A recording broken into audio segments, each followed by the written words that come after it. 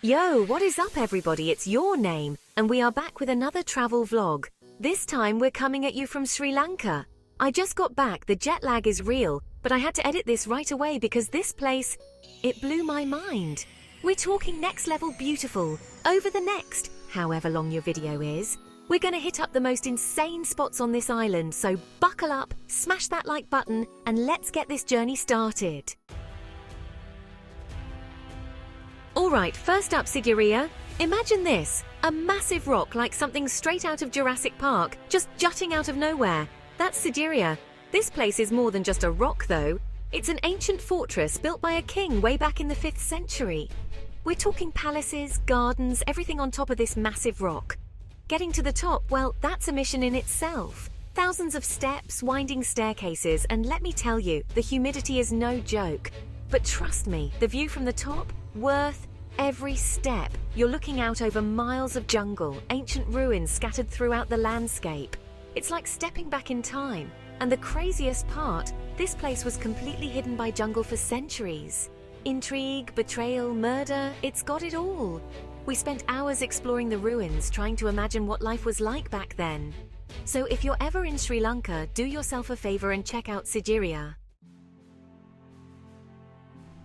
Next stop, Yala National Park. And guys, this is where things get wild.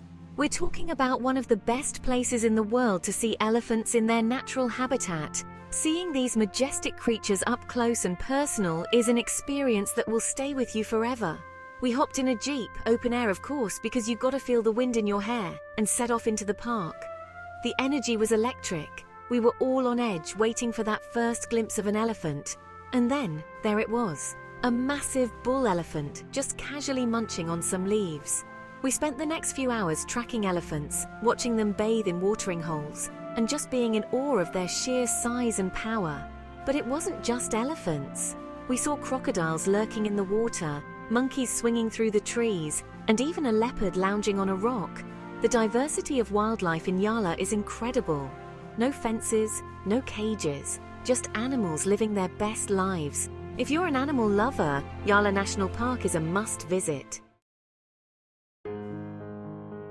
Alright, from the wilds of Yala we're heading to the coast to a place called Galle Fort.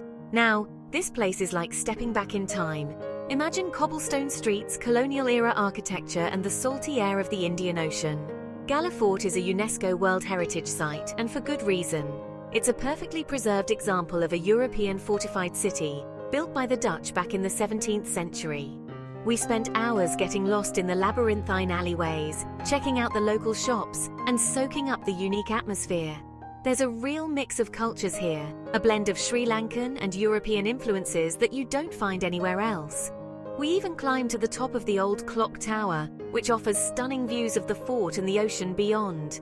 It's the perfect spot to catch the sunset. If you're looking for a taste of history, culture, and coastal charm, Galle Fort is the place to be.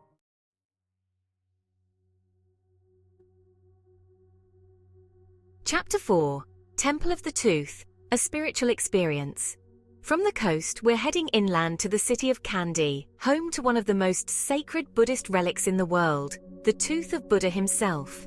The Temple of the Tooth is a sprawling complex of buildings, courtyards, and shrines, all centered around the golden roofed temple where the tooth is said to be kept. Now, we didn't actually see the tooth. It's kept hidden away in a golden casket, but the atmosphere in the temple was electric. You could feel the devotion of the pilgrims who come from all over the world to pay their respects.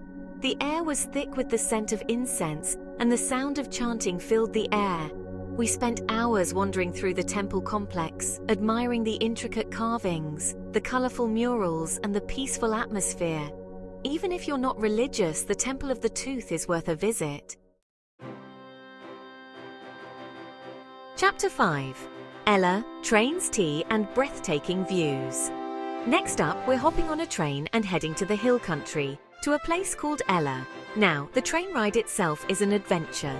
We're talking about some of the most scenic train journeys in the world, winding through lush green tea plantations, over towering bridges, and past cascading waterfalls.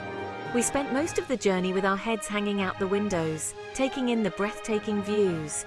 Ella itself is a small town, nestled in the heart of the hill country.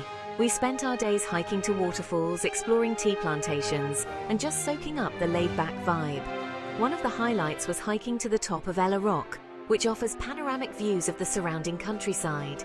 If you're looking for adventure, natural beauty, and a chance to experience a different side of Sri Lanka, Ella is the place to be. Chapter 6. Mirissa. Whales, beaches, and good vibes. From the cool mountains, we're heading back to the coast, to a place called Mirissa. Now, Mirissa is all about beaches, surfing, and whale watching. Mirissa is one of the best places in the world to spot blue whales, the largest animals on Earth. We woke up before dawn and headed out on a boat, and after a couple of hours we saw them. These massive creatures, bigger than our boat, breaching the surface of the water. It was an awe-inspiring sight, something I'll never forget. But even if you don't see whales, Mirissa is still a paradise. The beaches are pristine, the water is crystal clear, and the vibe is super laid back. If you're looking for a beach getaway with a chance to see some incredible wildlife, Mirissa is the place to be. Alright, from the beaches of Mirissa, we're heading back in time again to the ancient city of Polonnaruwa. Now, Polonnaruwa was once the capital of Sri Lanka, and the ruins of this once great city are spread out over a vast area. We're talking about ancient temples, palaces, monasteries, all in various states of preservation. It's like stepping onto the set of an Indiana Jones movie. We rented bikes and spent the day exploring the ruins, trying to imagine what life was like back then. One of the highlights was the Galle Vihara, a complex of 4 massive Buddha statues carved out of a single granite rock face. These statues are incredible, each one unique and full of detail. Another highlight was the Royal Palace, a massive structure that once housed the king and his court. Polonnaruwa is a place where you can really feel the weight of history. Next up, we're heading back to the hill country, to a place called Nuwara Eliya. Now, Nuwara Eliya is known as Little England because of its colonial past and its cool climate. The town is surrounded by rolling hills, covered in tea plantations, and the air is fresh and cool. We spent our days exploring tea factories, learning about the process of making tea, from leaf to cup. We even got to sample some of the local brews, and let me tell you, Sri Lankan tea is some of the best in the world. One of the highlights was visiting a tea plantation and seeing the tea pickers at work. These women, mostly women, work tirelessly, picking the tea leaves by hand. If you're a tea lover, Nuwara Eliya is a must-visit. From the cool mountains, we're heading back to the coast, to a place called Aragon Bay. Now, Aragon Bay is a surfer's paradise. It's known for its consistent waves, laid-back vibe, and chilled-out atmosphere. We spent our days surfing, swimming, and just soaking up the sun. The waves at Aragon Bay are perfect for all levels, from beginners to experienced surfers. When we weren't surfing, we were exploring the nearby beaches, checking out the local restaurants, or just relaxing in a hammock. Aragon Bay is the perfect place to escape the hustle and bustle of everyday life and just chill out. If you're looking for a beach getaway with a chance to catch some waves, Aragon Bay is the place to be. For our final stop, we're heading to the Dambulla Cave Temple. Now, this place is incredible. Imagine a massive rock rising up from the jungle, and inside that rock, 5 caves filled with ancient Buddhist statues and paintings. These caves have been a sacred pilgrimage site for over 2,000 years, and they're still used for religious ceremonies today. We climbed the steps to the top of the rock, taking in the views of the surrounding countryside, and then we entered the first cave. The walls and ceilings were covered in colorful murals depicting scenes from the life of Buddha. And everywhere we looked, there were statues, hundreds of them, of all shapes and sizes. If you're looking for a unique and unforgettable cultural experience, the Dambulla Cave Temple is a must-visit. So there you have it, guys, my whirlwind tour of Sri Lanka. I hope this video inspired you to add this incredible country to your travel bucket list. From ancient ruins to pristine beaches, from bustling cities to tranquil tea plantations, Sri Lanka truly has something for everyone.